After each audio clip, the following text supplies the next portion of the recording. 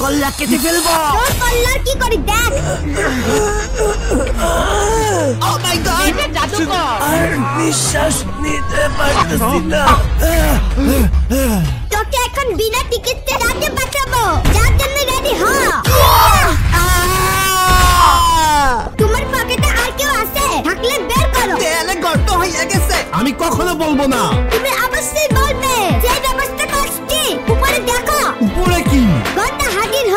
এটা সত্যি ভয়ঙ্কর ঘন্টা। ঘন্টা তুই রবিনকে ভিতরে ঢুকে ফেল। রমনা আন্টি বাবা মাকে কোথায় আটকায় রাখছো? ভালোই ভালোই বলে দে। মানসি, আমি বের হলে তোকে খুন করে ফেলবো। বেদব। এইভাবে চলতে থাকলে রবিনের রক্তভূমি হবে। বাস্টার্ড, কসম করে বললাম তোকে আমি তিলে তিলে মারবো।